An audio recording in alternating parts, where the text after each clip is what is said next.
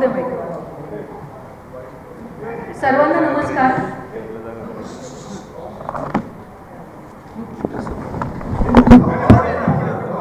आवाज नाही येणार का? ते कागद ठेवायचं.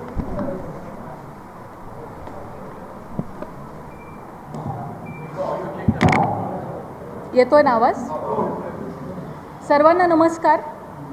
माननीय पोलीस महासंचालक महाराष्ट्र राज्य यांनी अशोक खरात आरोपी असलेल्या गुन्हा रजिस्टर नंबर 73/2026 या गुन्ह्याचा तपास SITच्या मार्फतीने करण्याबाबत आदेशित केलं होतं.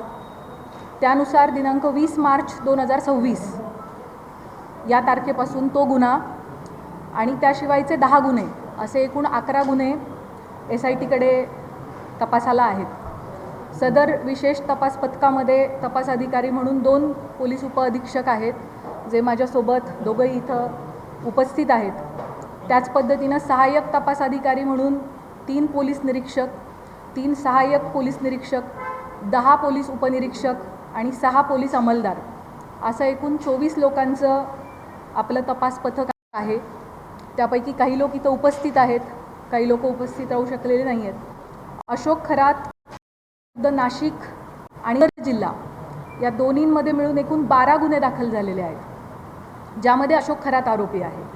या 12 गुन्ह्यांपैकी 9 गुन्ह्यांचा तपास हा SIT करत आहे, 2 गुन्ह्यांचा तपास अहिल्यानगर पोलीस करत आहेत आणि एका गुन्ह्याचा तपास नाशिक शहर पोलीस करत आहेत. आणि अशोक खरात विरुद्ध नसलेले मात्र या विषयाशी संबंधित असे 2 गुन्हे दाखल आहेत.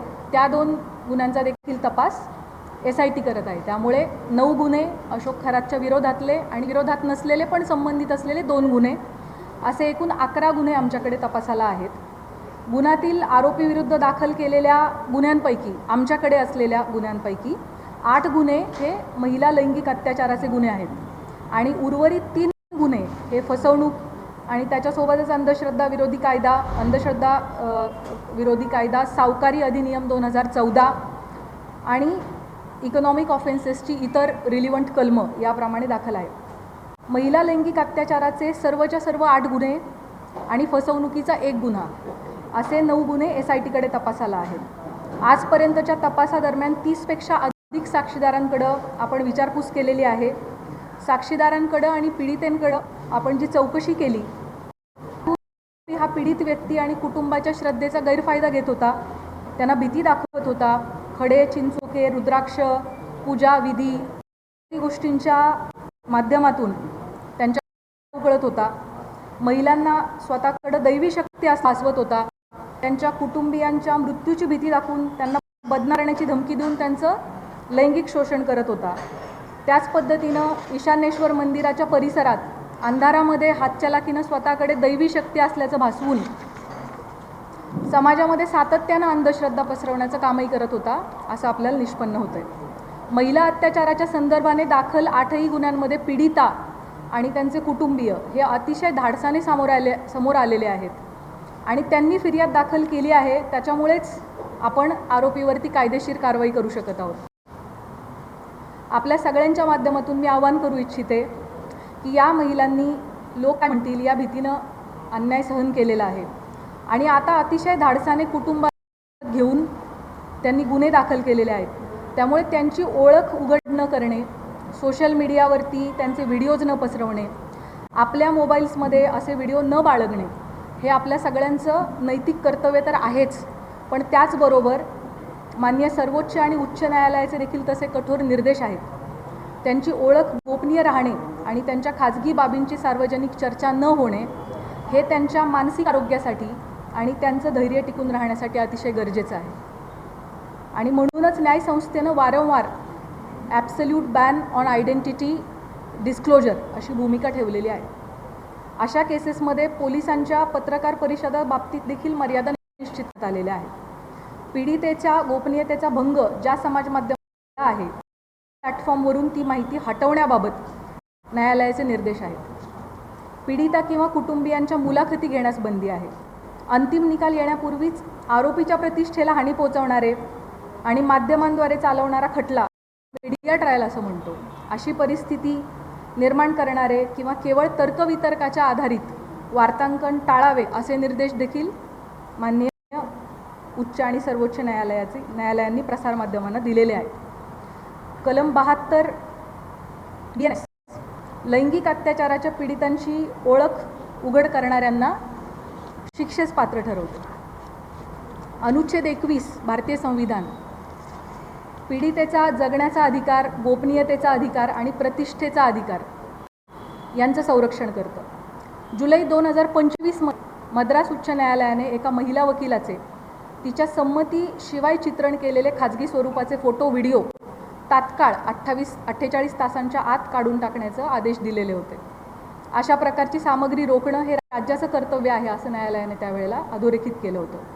SITकडे असणाऱ्या गुन्ह्यामधील पीडितांचे आक्षेपार्ह व्हिडिओ जे आहेत, जे प्रसारित झाले होते, त्याच्या एकूण 4650 लिंक्स SITच्या सायबर टीमने, आपली जी टीम आहे 24 लोकांची, यामध्ये 4 लोकांची सायबर टीम, या सायबर टीमचं पूर्ण वेळ कर्तव्य हे होतं की प्रत्येक काही मिनिटांनी काही नवीन अपलोड झालं आहे का ते शोधणं आणि त्याला रिपोर्ट करणं.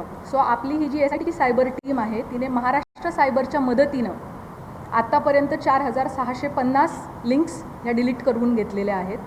त्याच पद्धतीने सोशल मीडियावरती आक्षेपार्ह पोस्ट पुन्हा टाकणाऱ्या एकूण 451 अकाउंटला कायमस्वरूपी काढून टाकण्यात आलेलं आहे. पीडितांचे व्हिडिओ प्रसारित केल्याप्रकरणी आत्तापर्यंत 2 गुन्हे देखील दाखल झालेले आहेत. सदरचे गुन्हे हे सातपूर पोलीस स्टेशन नाशिक शहर आणि कोपरगाव पोलीस स्टेशन अहिल्यानगर या ठिकाणी दाखल असून संबंधित घटकच त्याचा तपास करत आहेत आणि त्यामध्ये आजपर्यंत एकूण 6 आरोपींना अटक देखील करण्यात आलेली आहे.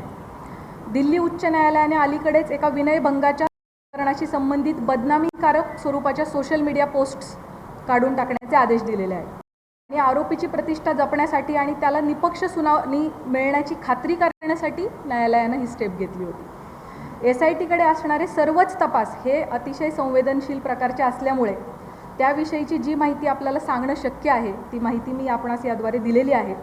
आपल्या सगळ्यांच्या मनामध्ये या प्रकरणाविषयी अनेक प्रश्न आहेत, मला त्याची पूर्णतः कल्पना आहे. त्यापैकी बहुतांश प्रश्नांना स्पर्श करण्याचा मी प्रयत्न केलेला आहे.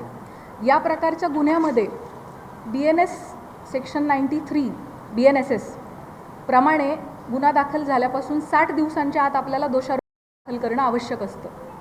आपल्याकडचा या प्रकारचा पहिला गुन्हा हा नाशिक शहरामध्ये 17 मार्च 2026 रोजी दाखल झालेला आहे आणि SITकडे त्याचा तपास 20 तारखेला आला, 3 दिवसानंतर. त्याचे ऑलरेडी 20 दिवस संपलेले आहेत आणि आणखी 40 दिवस अवधी आपल्या हातामध्ये आहे पहिल्या गुन्ह्यासाठी आणि उरलेले जे 7 गुन्हे आहेत ते देखील पुढच्या आठवडाभराच्या कालावधीमध्ये दाखल झालेले आहेत. त्यामुळे 40 दिवसानंतर पुढच्या आठवडाभरात या उरलेल्या सगळ्या गुन्ह्यांचं देखील डेडलाईन जी आहे ती जवळ येते. त्यामुळे असं आपण म्हणू शकतो की 40 ते 45 दिवसांमध्ये या 8 गुन्ह्यांचा तपास आपल्याला पूर्ण करणं आवश्यक आहे.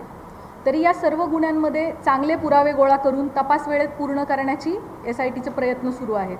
त्यासाठी सर्वतोपरी प्रयत्न संपूर्ण टीम करत आहे. आपल्या सर्वांना विनंती आहे की पीडितांना कोणत्याही प्रकारे मनस्ताप होणार नाही याची समाज म्हणून आपण सगळ्यांनी काळजी घेऊयात. तुमच्या माध्यमातून हे आव्हान, ही विनंती मी सर्वांना करू इच्छिते. आपल्या मनामध्ये पदाधिकारी, अधिकारी यांना SITकडून बोलवण्यात येणार आहे का, किंवा अमुकला आपण का बोलवले नाही, कधी बोलवणार आहे, अशा प्रकारचे देखील अनेक शंका आणि प्रश्न असू शकतात. अनेक पत्रकार, सामाजिक कार्यकर्ते यांनी वेळोवेळी मला मेसेज करून या प्रकारच्या प्रश्नांची विचारणा केलेली आहे. त्याबाबत मी सांगू इच्छिते की आपल्याकडे दाखल गुन्ह्यामध्ये फिर्यादी आणि साक्षीदार जे सांगतात त्याच्या अनुषंगाने तपास होत असतो. तपासादरम्यान जे पुरावे समोर येतात त्याप्रमाणे पुढील तपास केला जातो. त्याच्या आधारे कोण व्यक्ती आहे का हे पाहिले जाते. त्यानुसार त्याची चौकशी आणि त्याच्यावरची इतर कायदेशीर कारवाई केली जाते.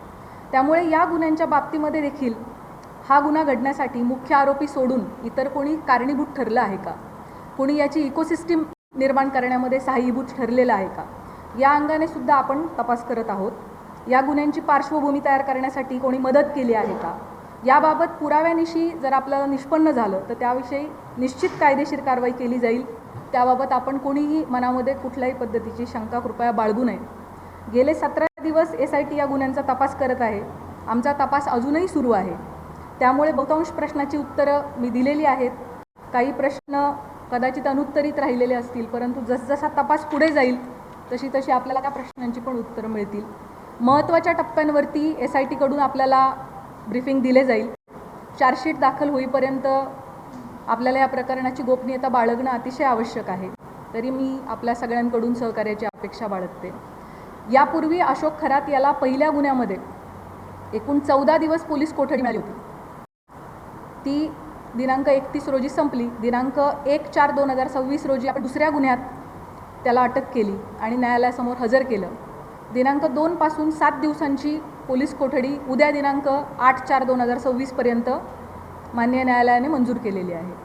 आता यानंतर पुढील गुन्ह्यामध्ये पोलीस कोठडी आपल्याला मिळावी यासाठी आपण माननीय न्यायालयाला विनंती करणार आहोत. या दरम्यान तुम्हाला माहीत आहेच की काही कारणांसाठी आपण VC द्वारे न्यायालयामध्ये आरोपीला हजर करण्याची परवानगी मागितली होती आणि मागच्या वेळेला माननीय न्यायालयाने तशी परवानगी आपल्याला दिली होती. खरातच्या आर्थिक व्यवहार, प्रॉपर्टीज इत्यादींच्या अनुषंगाने देखील आपल्या मनात भरपूर प्रश्न आहेत, त्याची मला कल्पना आहे. त्याबाबत मी सांगू इच्छिते की या प्रकरणामध्ये EDने दखल घेतलेली आहे. EDने विशेष तपास पथकाला जी माहिती मागितली आहे आमच्याकडून, ती सगळी माहिती आम्ही त्यांना पुरवलेली आहे आणि भविष्यात देखील EDला आमचे पूर्णपणे सहकार्य असणार आहे.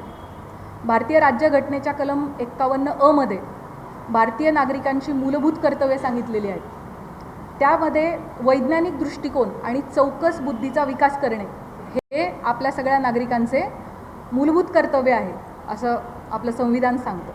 या निमित्ताने भविष्यात अंधश्रद्धेपोटी महिलांचं शोषण घडू नये, कोणीही कुठल्याही बंधूच्या फसवणुकीला समाजाने बळी पडू नये यासाठी सतर्क आणि चौकस राहण्याचं आव्हान मी आपल्या मार्फतीने सर्व नागरिकांना करू इच्छिते.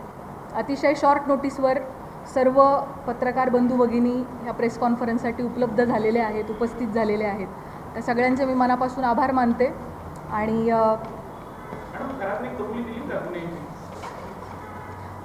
मी जसं सुरुवातीलाच सांगितलं की या गुन्ह्यांच्या बाबतीमध्ये मला जी माहिती आपल्याला सांगणं शक्य आहे ती माहिती मी आपल्यासमोर मांडलेली आहे. त्यामुळे आपल्या सगळ्यांनी या गोष्टीची सहकार्य करावे की जोपर्यंत चार्जशीट दाखल होत नाही त्याबाबत काही तपासातल्या बाबींची गोपनीयता ठेवणं आपल्यासाठी अतिशय आवश्यक आहे. आपल्या सगळ्यांचे